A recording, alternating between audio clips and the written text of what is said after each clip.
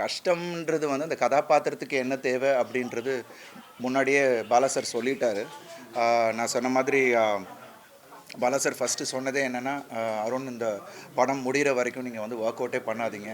அந்த ஒரு லூஸ் பாடி லாங்குவேஜும் அந்த இதுவும் தான் நமக்கு இந்த படத்தில் தேவை. அது வந்து அப்போ எனக்கு புரியல. பட் படம் சீன்ஸ் பண்ண தான் எனக்கு தெரிஞ்சது. ஓ, இதுக்காக தான் அவர் சொன்னார் அப்படின்னு. ஸோ உங்களுக்கும் அது படம் பார்க்கும்போது தெரியும். நிறைய இடத்துல வந்து அஃப்கோர்ஸ் நீங்கள் சொன்ன மாதிரி ரா ஆக்ஷன் இந்த படத்தில் இருக்குது. அதனால் அந்த டெரேன் பார்த்திங்கன்னா கரடு முரடாக தான் இருக்கும்.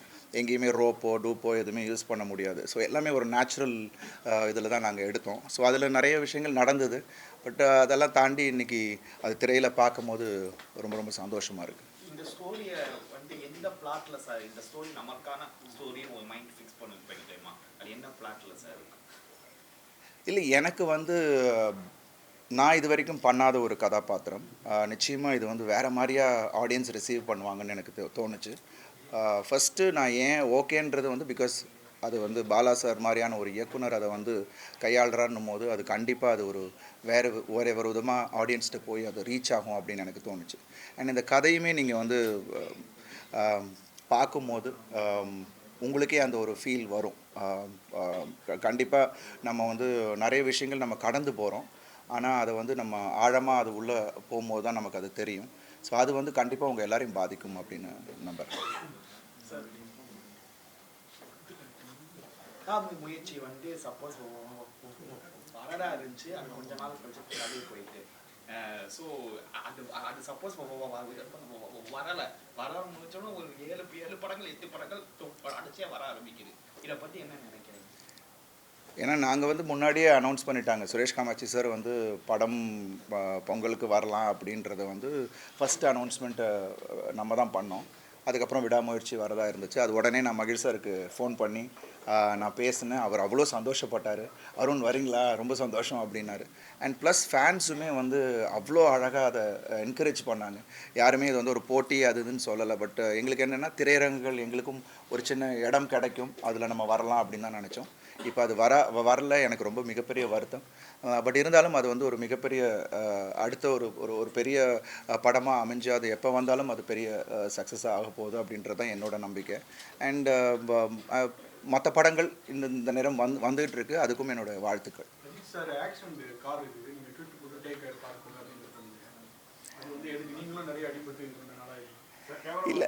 இல்லை அவர் வந்து அஜித் சார் வந்து அவரோட பேஷனை ஃபாலோ பண்ணிக்கிட்டு இருக்காரு. ரேசிங் வந்து எவ்வளோ ரிஸ்க்கான ஒரு விஷயம் நம்ம எல்லாருக்குமே தெரியும். ஸோ அந்த வீடியோ பார்த்தோன்னே எனக்கு ரொம்ப ஷாக்கிங்காக இருந்தது. உடனே நான் வந்து சுரேஷ் சார் தொடர்பு கொண்டேன். எப்படி இருக்காருன்னு கேட்டேன். இல்லை சார், இஸ் ஓகே சார், நாளைக்கு திருப்பி ட்ராக்கு போகிறாருனார். என்ன சார் சொல்கிறீங்க அப்படின்னு. ஸோ அந்த மாதிரியான ஒரு ஒரு ஒரு போல்டான பர்சன் தான் அஜித் சார். ஸோ அவருக்கு என்னுடைய வாழ்த்துக்கள். அண்ட் அதனால தான் அந்த ட்வீட்டே போட்டேன். God bless him and we all love him. So அந்த ஒரு விஷயம் தான் நான் சொன்னேன். அண்ட் எல்லா துறையிலையும் ஒரு ரிஸ்க் இருக்குது. I think I should be safe. Prayers to him, அவ்வளோதான்.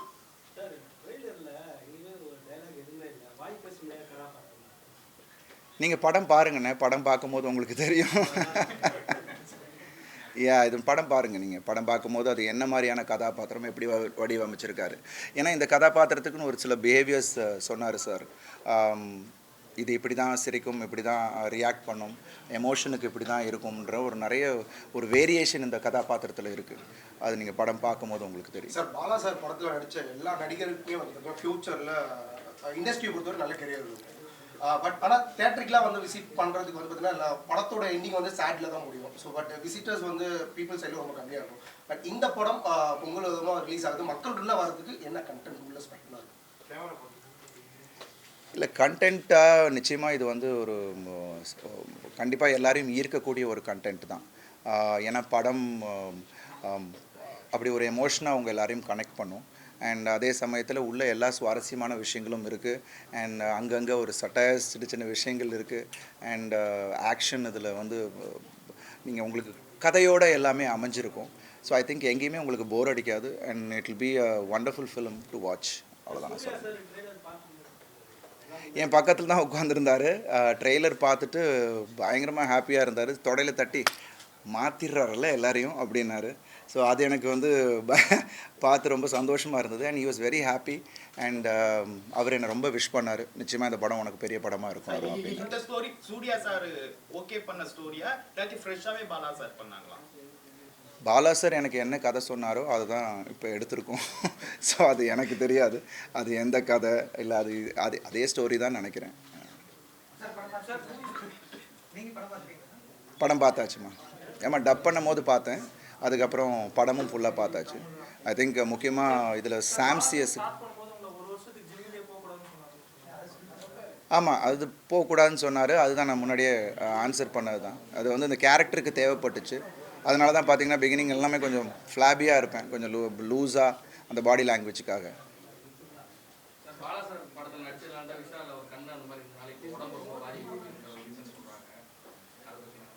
நோ கமெண்ட்ஸ்மா, எனக்கு அதை பற்றி தெரியல.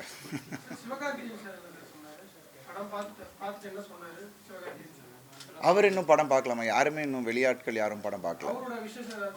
யா அவர் அங்கேயே ஸ்டேஜ்லேயே சொன்னார், வந்து ரொம்ப விஷ் பண்ணார்.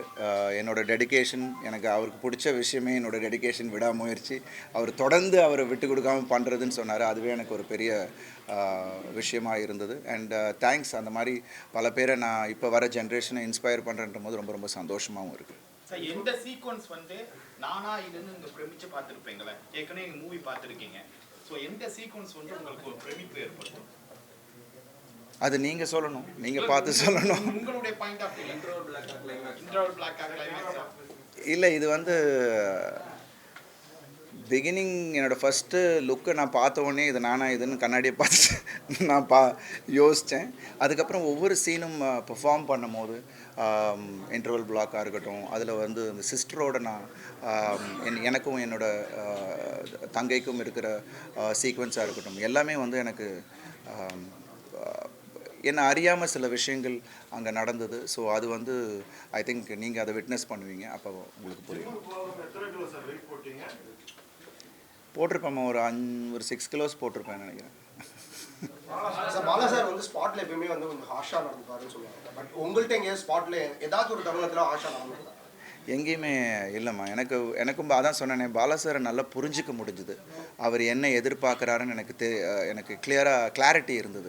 அதுதான் சொன்னேனே, இந்த ஒரு மெச்சூரிட்டி, இத்தனை வருஷம் அந்த எக்ஸ்பீரியன்ஸ் வந்து ஐ திங்க் இங்கே அதை ஹெல்ப் பண்ணுச்சு. அவரை வந்து ஈஸியாக என்னால் அதை புரிஞ்சிக்க முடிஞ்சுது. ஸோ அதனால் அவ்வளோ எனக்கு எங்கேயுமே பாலா சார் வந்து இந்த படத்தை ஃபுல்லாகவே வந்து யார்கிட்டையும் எங்கேயுமே கோவப்பட்டு நான் பார்க்கவே இல்லை. ரொம்ப பொறுமையாக எல்லாருக்கும் அந்த ஸ்பேஸ் கொடுத்து, டைம் கொடுத்து, ஏன்னா ஒரு டைரக்டராக ஒரு கிளாரிட்டி, இந்த கதாபாத்திரம் இப்படி வரணும், இந்த ரியாக்ஷன் வரணும் அப்படின்றதுக்காக வெயிட் பண்ணி எடுத்து ரொம்ப பொறுமை அவருக்கு. என்னை பொறுத்த வரைக்கும் எந்த இடத்துலையுமே பாலா சார் டென்ஷனாகி நான் பார்க்கவே இல்லை. உங்களை வந்து கணத்தில் தட்டு அப்ரிஷியேட் பண்ணாரு. But end of the movie முடிஞ்சதுக்கு அப்புறம் வந்து உங்களுக்கு ஏதாச்சும் கிஃப்ட் பண்ணாரா? ஏதாச்சும் வேர்ட் உங்கள்கிட்ட பார்த்து சொன்னாங்க? எங்கள் அப்பாட்ட சொன்ன விஷயம் என்னென்னா, அப்பா போய் சொன்னாங்க, அருணை ரொம்ப பிரமாதமாக நடிக்க வச்சுருக்கீங்க அப்படின்ட்டு. அவர் அப்பாட்ட சொன்ன விஷயம், அவர்கிட்ட இருக்கிறது தான் நான் வெளில கொண்டு வந்திருக்கேன் அப்படின்னாரு. ஸோ அதுவே எனக்கு ஒரு பெரிய அப்ரிசியேஷன். அண்ட் மற்றபடி அவர் எப்போதுமே ரொம்ப காம் பர்சன். அவரோட படத்தை பற்றி பெருசாக வெளியில் சொல்லிக்க மாட்டார், அந்த மாதிரி தான் அவர் எப்போதுமே.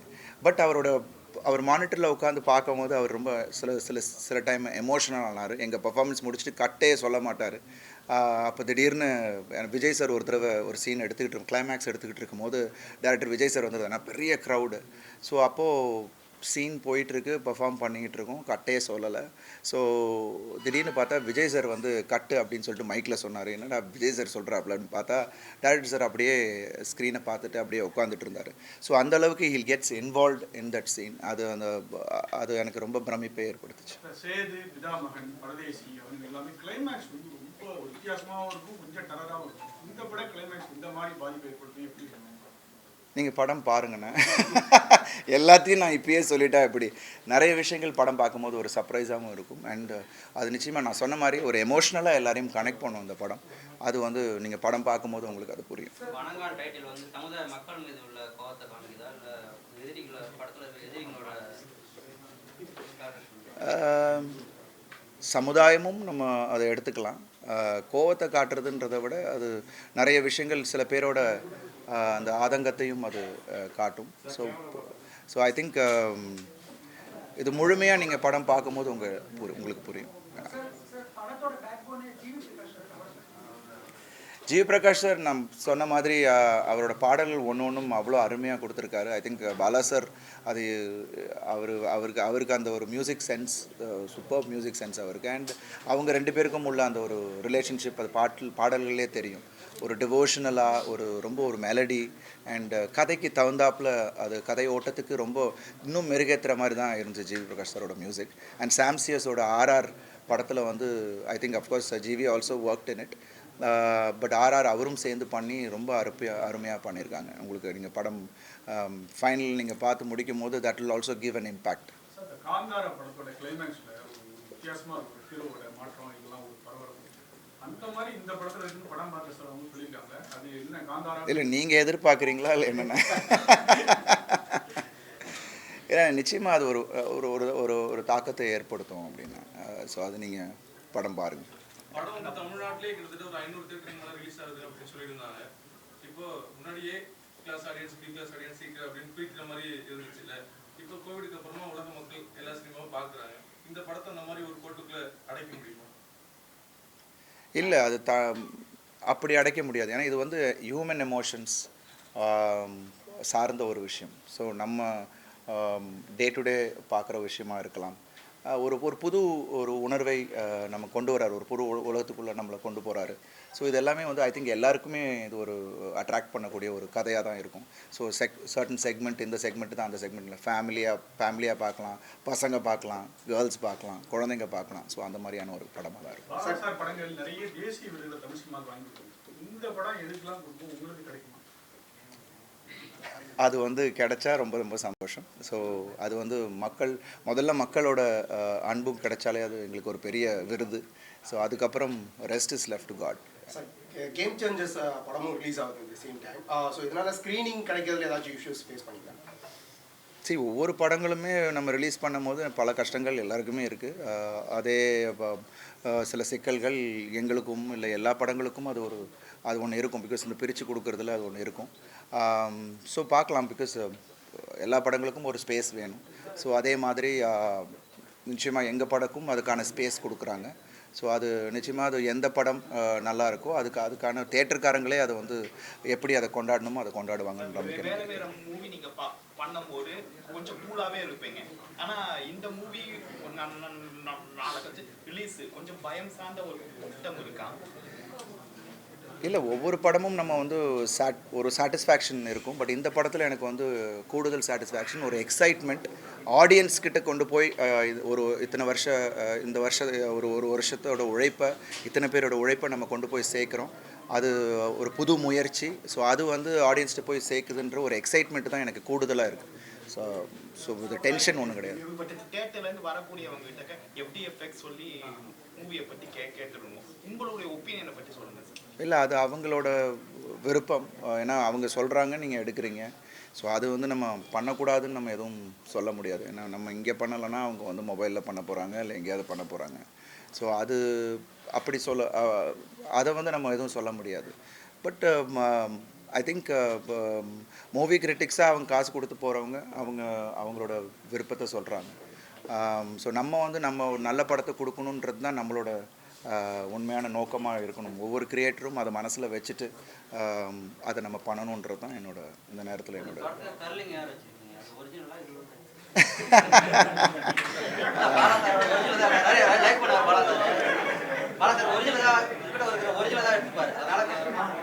இல்லை. ஒரிஜினல் வந்து லைட் வேவி ஹேர் தான்.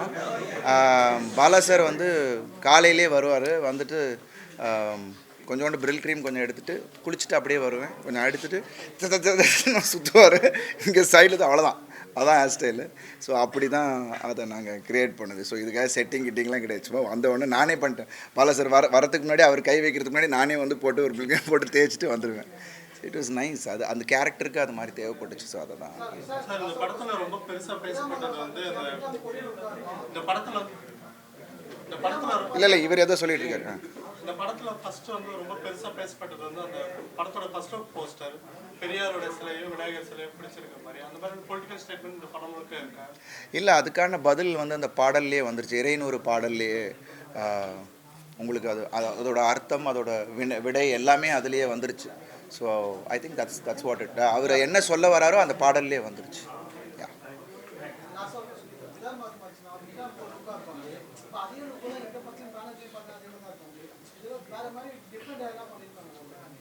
படம் பாருங்களேன், அப்போ படம் பார்க்கும்போது உங்களுக்கு புரியும், அவ்வளோதான். உங்களை அம்மா அப்பா ஒய்ஃப் குழந்தைங்க சிஸ்டர் எல்லாமே அழகா சாமியாக பார்த்துட்டு இந்த மாதிரி லுக்கு அழுக்காத மாதிரி பார்க்கும்போது இந்த கெட்டப்லாம் பார்க்குறவங்க என்ன சொன்னாங்க? இல்லை, ஃபஸ்ட்டு நான் ஃபோட்டோ அனுப்பும்போது அவங்களுக்கு அடையாளம் தெரியல. ஸோ அந்த மாதிரி தான், பிகாஸ் அதுதான் எனக்கு கிடச்சி. ஏன்னா இந்த கெட்டப்பில் ஆக்சுவலாக நாங்கள் நிறைய கன்னியாகுமரி ஸ்ட்ரீட்ஸு உள்ளுக்குள்ளே க்ரௌடுக்குள்ளெல்லாம் எடுத்தோம். கேமரா கொஞ்சம் வெளியில் வச்சு மறைவாக வச்செல்லாம் எடுத்தோம். நிறைய பேர் என்னை அடையாளமே கண்டுபிடிக்க முடியல. கேமராவை பார்த்த உடனே தான் என்னை வந்து அதே அருண் விஜய் நானுங்களே தவிர அது வரைக்கும் கண்டுபிடிக்கல. அது ஈஸியாகவும் இருந்துச்சு. ஸோ அப்படி மாற்றக்கூடிய ஒருத்தர் தான் பாலா சார். ஸோ ரொம்ப ரொம்ப சந்தோஷமாக இருக்குது.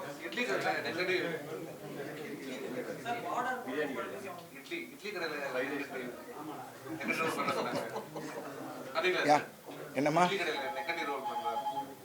இல்லைம்மா, அடுத்தது வந்து நம்ம ரெட்டத்தலை பண்ணிக்கிட்டு இருக்கேன்.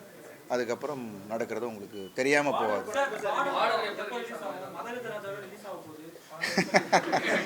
இல்லை, பார்டர் ரொம்ப ஃப்ரெஷ்ஷான படம். நிச்சயமாக திருப்பி அறிவாளன் சாரோட டச்சில் தான் இருக்கேன். ப்ரொடியூசர்ஸ் சில பிரச்சனைகள் இருந்தது, அது கண்டிப்பாக சால்வ் ஆகிடும்னு நினைக்கிறேன். கண்டிப்பாக அதுவும் அதுவும் குற்றம் 23க்கு அப்புறம் அறிவாளன் சாரோட அடுத்த ஒரு பெரிய ஒரு படமாக அவருக்கும் இருக்கும், எனக்கும் அது ஒரு வேறு மாதிரியான ஒரு படமாக இருக்கும். பாக்ஸர் ஆக்சுவலாக நாங்கள் பண்ணலை. ஆக்சுவலாக ஒரு 3 நாள் தான் ஷூட் பண்ணோம். அதுக்காக நான் ஒரு 6 மாதம் ட்ரெயின் பண்ணது தான் கஷ்டமான ஒரு விஷயம். எனக்கு ரொம்ப கஷ்டம் அது வந்து நடக்கலை அப்படின்றது. அதுக்கப்புறம் நிறைய அதோட தழுவுகளில் படம் வந்துச்சு. So I tend want to take it. அதுக்கப்புறம் தான் மாஃபியா அதே கெட்டப்பில் அந்த உடம்போடு நான் மாஃபியா பண்ணேன். எனக்கு ஒரு பாக்ஸிங் கதை பண்ணணும்னு தான் ஆசை. பட் அதுக்கான ஒரு கரெக்டான ஒரு களம் கிடைக்கணும், கரெக்டான ஒரு கதை கிடைக்கணும். இருந்துச்சுன்னா நான் பண்ணுவேன். தெலுங்கெல்லாம் நான் பண்ணலம்மா, தமிழ் மட்டும்தான். Thank you so much. தேங்க்யூ. எல்லாரும் கூட ஒரு ஃபோட்டோ நீங்கள் இங்கே போய் நின்னீங்கன்னா இங்கேருந்து நாங்கள் பின்னாடி நீங்களே கேட்டுருங்க. ஓகே.